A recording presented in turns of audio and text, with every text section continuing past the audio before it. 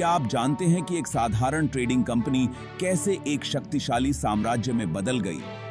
अगर नहीं, तो आप सही जगह पर हैं।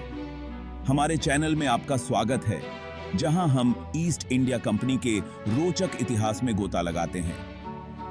क्वीन एलिजाबेथ द फर्स्ट ने एक रॉयल चार्टर दिया, जिससे ईस्ट इंडिया कंपनी का जन्म हुआ। यह ट्रेडिंग वेंचर आगे चलकर एक शक्तिशाली ताकत बन गया, जो विशाल भूमि को कंट्रोल करता था। एक साधारण स्पाइस ट्रेडर से एक डोमिनियन सीकिंग एंटिटी तक, यह उनकी कहानी है। एम्बिशन, एक्सप्लॉयटेशन, रिबेलियन और डाउनफॉल की कहानी।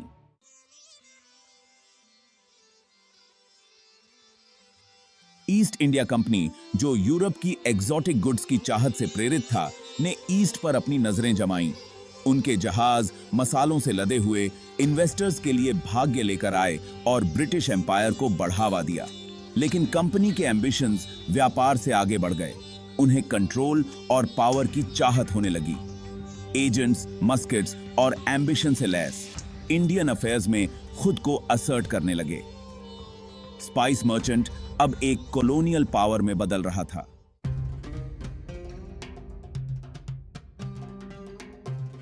ईस्ट इंडिया कंपनी का इंडिया आगमन कॉशन और एम्बिशन से भरा था। उनका गोल ट्रेड था, कॉन्क्वेस्ट नहीं। लोकल रूलर्स के साथ पीसफुल रिलेशंस की तलाश थी। कंपनी के पहले जहाज इंडिया के वेस्टर्न कोस्ट पर पहुंचे। यहीं से उनकी इस भूमि से एंगेजमेंट की शुरुआत हुई। एजेंट्स या फैक्टर्स इंडियन सोसाइटी की कॉम्प्लेक्सिटीज को समझते हुए लैंग्वेजेस और कस्टम्स सीख रहे थे। एम्परर जहांगीर ने उन्हें 1612 में सूरात में एक फैक्ट्री स्थापित करने की अनुमति दी। यह छोटा सा ट्रेडिंग पोस्ट कंपनी के ग्रोइंग इन्फ्लुएंस का प्रतीक था। सूरात की स्थापना ने इंडिया के कोस्टलाइन पर एक्सपेंशन का रास्ता साफ कर दिया।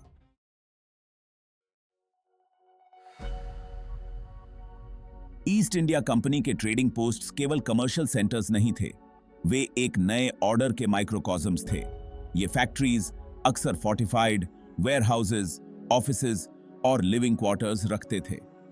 1639 में कंपनी ने मद्रास में फोर्ट सेंट जॉर्ज बनाया, जो उनकी बढ़ती पावर का प्रतीक था। 1668 में पोर्चुगीज से बॉम्बे हासिल करके यह जल्द ही सूराट को पीछे छोड़ते हुए प्रीमियर ट्रेडिंग पोस्ट बन गया। इन एक्विजिशंस ने कंपनी को वाइटल पोर्ट्स पर कंट्रोल और टेरिटोरियल एक्सपेंशन के लिए एक स्प्रिंग बोर्ड दिया। कंपनी अब इंडियन सबकॉन्टिनेंट के पावर गेम में एक प्लेयर बनने के लिए तैयार था।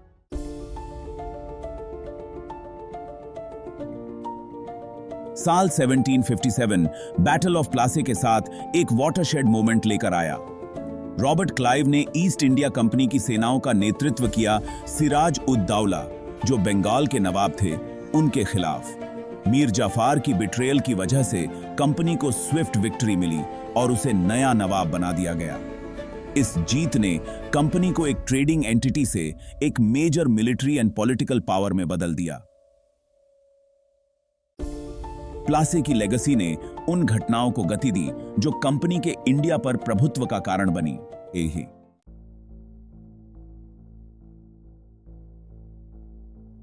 प्लासे में जीत ने ईस्ट इंडिया कंपनी के लिए नए अवसर खोले। 1765 में उन्होंने बंगाल, बिहार और ओडिशा के लिए दीवानी राइट्स हासिल कर लिए, जिससे उन्हें टैक्स कलेक्ट करने का अधिकार मिल गया।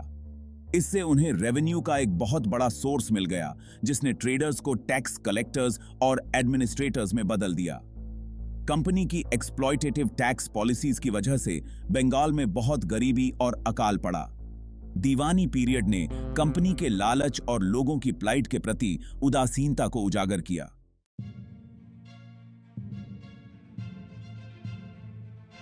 वेल्थ और मिलिट्री सक्सेस से एम्पावर्ड, ईस्ट इंडिया कंपनी ने अग्रेसिवली एक्सपैंड किया।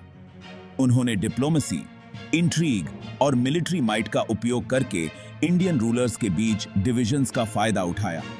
कंपनी की आर्मीज ने किंगडम्स को सबड्यू किया और विशाल क्षेत्रों पर कंट्रोल एक्सटेंड किया। ब्रिटिश ऑफिशियल्स ने एग्जिस्टिंग गवर्नेंस सिस्टम्स को रिप्लेस कर दिया और British laws and customs impose किए।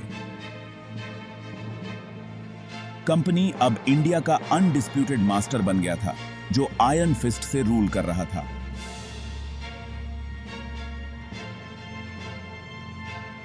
बंगाल की लूट एक्सप्लॉयटेशन का एक केस स्टडी। बंगाल, जो कभी समृद्ध था, कंपनी की कैश काउ बन गया, जिसके रिसोर्सेज को लूटा गया। करप्शन और ब्रूटल रेवेन्यू एक्सट्रैक्शन मेथड्स के कारण वाइड स्प्रेड सफरिंग हुआ। टेक्सटाइल इंडस्ट्री को नष्ट कर दिया गया और किसानों को कैश क्रॉप्स उगाने के लिए मजबूर किया गया। कंपनी के एक्शंस ने डिसकंटेंट के बीज बोए, जिससे फ्यूचर अपराइजिंग्स का स्टेज तैयार हुआ।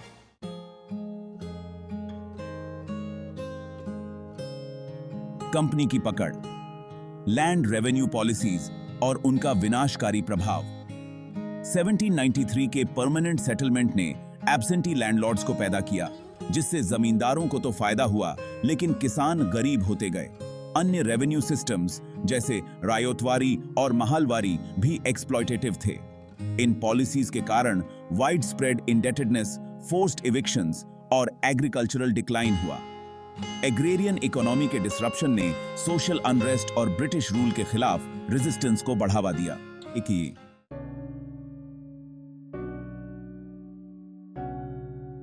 असंतोष के बीच ट्रेडिशनल इंडस्ट्रीज का अनरैवलिंग। कंपनी की पॉलिसीज ने इंडियन कंपटीशन को कुचल दिया, जिससे ट्रेडिशनल इंडस्ट्रीज का डिक्लाइन हुआ। इंडियन टेक्सटाइल्स और अन्य क्राफ्ट्स नष्ट हो गए, जिससे वाइड स्प्रेड अनएम्प्लॉयमेंट और पॉवर्टी फैली। इंडस्ट्रीज को जानबूझकर डिसमेंटल करने से कंपनी के खिलाफ रिजेंटमेंट पैदा हुआ। कंपनी के एक्शंस को इकोनॉमिक एक्सप्लॉयटेशन और कल्चरल इंपीरियलिज्म के रूप में देखा गया।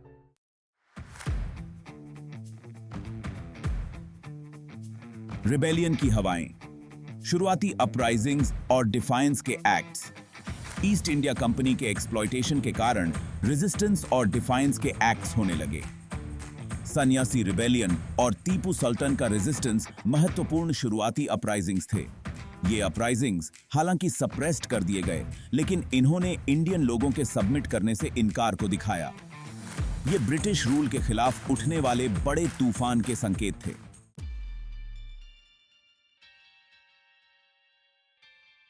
1857 का सिपॉय म्यूटिनी, एक चिंगारी जो आग लगा देती है।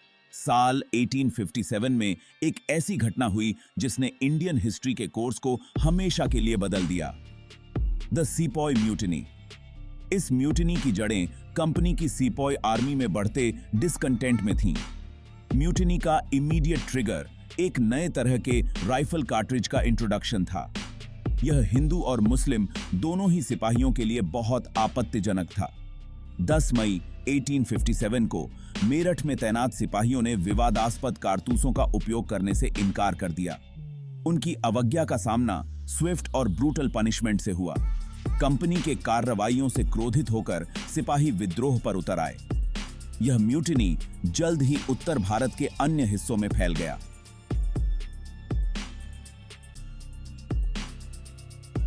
मेरठ से दिल्ली तक विद्रोह जंगल की आग की तरह फैलता है।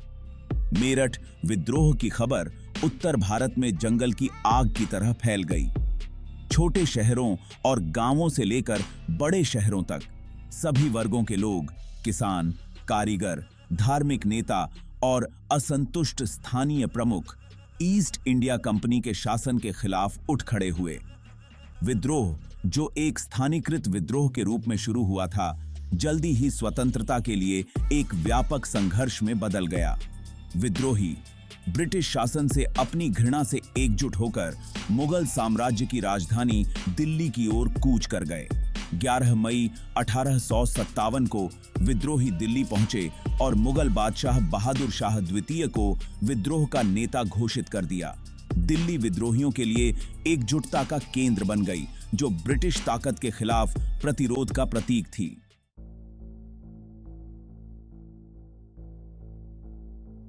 (1857) का सिपाही विद्रोह भारत में ब्रिटिश शासन के इतिहास में एक महत्वपूर्ण मोड़ था। यह एक खूनी और क्रूर मामला था, जिसने अपने पीछे विनाश और कड़वाहट का निशान छोड़ा। कंपनी की सेनाओं ने ब्रिटेन से सुदृढ़ीकरण की सहायता से अंततः विद्रोह को कुचल दिया। यह बेहतर मारक क्षमता, क्रूर रणनीति और एक स्कॉच्ड अर्थ पॉलिसी के संयोजन के माध्यम से हासिल किया गया था। विद्रोह के बाद विद्रोहियों और उनके संदिग्ध सहानुभूति रखने वालों के खिलाफ व्यापक प्रतिशोध का दौर चला। हजारों भारतीयों को बिना मुकदमे के ही मार डाला गया और पूरे के पूरे गांव जमींदोज कर दिए गए। कंपनी विद्रोहियों का उदाहरण पेश करने के लिए दृढ़ संकल्पित क्रूरता के भयावह कृत्यों का सहारा लिया। ये भारतीय आबादी के दिलों में प्रतिरोध की भावना को तोड़ने और भय पैदा करने के उद्देश्य से थे। विद्रोह का भारत के प्रति ब्रिटिश दृष्टिकोण पर भी गहरा प्रभाव पड़ा। उदार और सभ्य उपनिवेशवादी की छवि चकनाचूर हो गई, जिसकी जगह असुरक्षा और अविश्वास की गहरी भावना ने ले ली। ब्रिटिश अधिकारी जो कभी कम से कम बल से भारत पर शासन करने की अपनी क्षमता पर भरोसा करते थे, अब भारतीय आबादी को अपनी शक्ति के लिए एक संभावित खतरे के रूप में देखते थे। विद्रोह ने ब्रिटिश नीतियों को कठोर बना दिया। इसने प्रत्यक्ष क्राउन शासन के युग की शुरुआत की। ईस्ट इंडिया कंपनी, जिस पर विद्रोह के कुप्रबंधन और उसकी भ्रष्ट और शोषणकारी प्रथाओं के लिए दोषी ठहराया गया था, को उसकी राजनीतिक और प्रशासनिक शक्तियों से छीन लिया गया था। ब्रिटिश सरकार ने भारत पर सीधा नियंत्रण कर लिया, जिससे ब्रिटिश राज की शुरुआत हुई।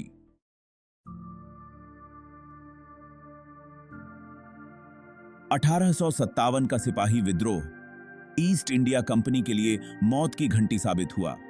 कंपनी, जो कभी ब्रिटिश वाणिज्यिक और शाही ताकत का प्रतीक थी, अब अनियंत्रित महत्वाकांक्षा के खतरों और औपनिवेशिक शोषण के विनाशकारी परिणामों की एक कठोर याद दिलाती है। ब्रिटिश सरकार ने भारत में अधिक प्रत्यक्ष और केंद्रीकृत प्रशासन की आवश्यकता को स्वीकार करते हुए 1858 का भारत सरकार अधिनियम पारित किया।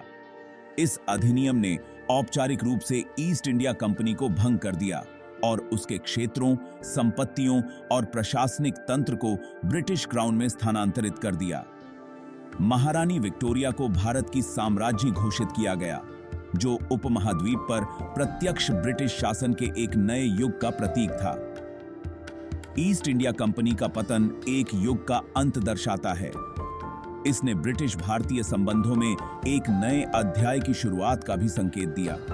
कंपनी का शासन, जो लाभ की अथक खोज और अपने भारतीय विषयों के कल्याण के प्रति उपेक्षा की विशेषता थी, ने अपने ही विनाश के बीज बोए थे। ईस्ट इंडिया कंपनी की विरासत एक जटिल और विवादित है।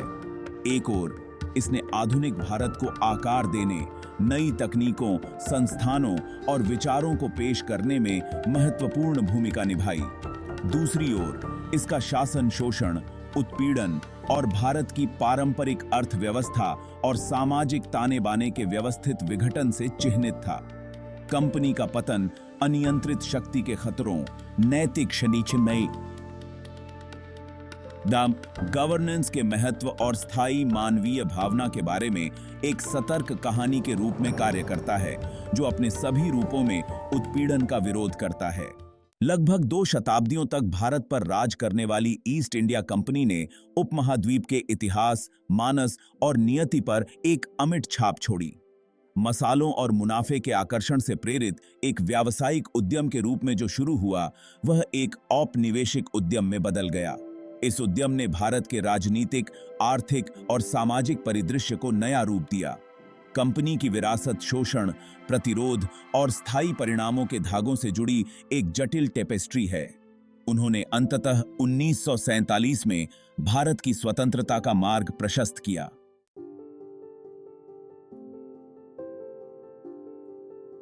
ईस्ट इंडिया कंपनी की छाया समकालीन भारत पर मंडरा रही है।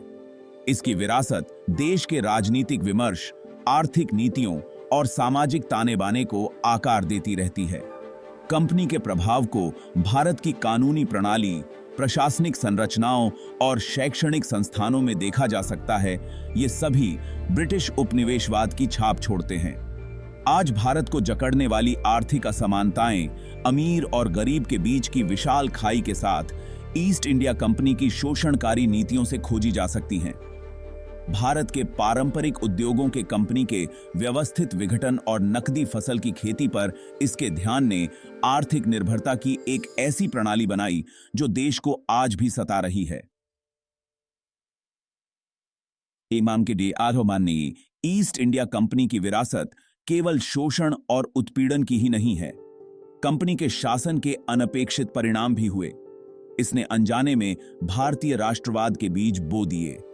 विभिन्न क्षेत्रों और समुदायों को एक ही प्रशासनिक छत्र के नीचे एकजुट करके कंपनी ने शायद अनजाने में भारतीय लोगों के बीच साझा पहचान की भावना को बढ़ावा दिया। ईस्ट इंडिया कंपनी की कहानी वर्तमान की जटिलताओं को नेविगेट करने के लिए इतिहास को समझने के महत्व का एक शक्तिशाली अनुस्मारक है। यह एक ऐसी कहानी है जो राष्ट्रीय सीमाओं को पार करती है। यह शक्ति, लालच, प्रतिरोध और स्वतंत्रता की स्थायी खोज के सार्वभौमिक मानवीय अनुभवों की बात करता है। जैसा कि हम वैश्वीकरण, नवोपनिवेशवाद और साम्राज्य की विरासतों की चुनौतियों से जूझ रहे हैं, ईस्ट इंडिया कंपनी की कहानी हमारे समय के लिए बहुमूल्य सबक प्रदान करती है। अगर आपको यह वीडियो पसंद आया हो तो कृपया लाइक करें, सब्सक्राइब करें, शेयर करें और कमेंट करें। धन्यवाद। दोस्तों, इस वीडियो में हमने आपको ईस्ट इंडिया कंपनी के उलझे हुए और अक्सर काले इतिहास के सफर पर ले गए। इसकी कहानी सिर्फ इतिहास के पन्नों में नहीं है, बल्कि आधुनिक भारत के गलियारों में भी गूंजती है। यह हमें उन सब बातों की याद दिलाती है जो आज और भविष्य के लिए बहुत जरूरी हैं। जब हम ये सोचते हैं कि एक ट्रेडिंग कंपनी ने कैसे पूरे देश पर कब्जा कर लिया, तो हमें एहसास होता है कि महत्वाकांक्षा, शोषण और विरोध की मिलीजुली ताकत ने इस कहानी को कैसे बनाया। ईस्ट इंडिया कंपनी की विरासत हमें उपनिवेशवाद के लंबे असर की गवाही देती है। ये असर आज के भारत के सामाजिक आर्थिक ढांचे, कानूनी सिस्टम और प्रशासनिक व्यवस्था में साफ दिखाई देते हैं। लेकिन ये कहानी एक गजब की ताकत की भी बात करती है। कंपनी ने अनजाने में ही भारतीय राष्ट्रवाद के बीज बो दिए थे, जो आज एक मजबूत एकता और पहचान के पेड़ के रूप में खड़े हैं। शोषण और विरोध की ये दोहरी कहानी हमें बताती है कि जुल्म के खिलाफ कितना जरूरी है चौकन्ना रहना और खुद को मजबूत बनाना। आज जब दुनिया वैश्वीकरण, नव उपनिवेशवाद और आर्थिक असमानताओं के चक्कर में फंसी है, ईस्ट इंडिया कंपनी का इतिहास हमें बहुत कुछ सिखाता है। ये इतिहास हमें उन ताकतों को अच्छी तरह से समझने के लिए कहता है जो हमारी दुनिया को चला रही हैं। ये हमें एक ऐसे भविष्य के लिए काम करने को कहता है जो न्याय और समानता पर आधारित हो।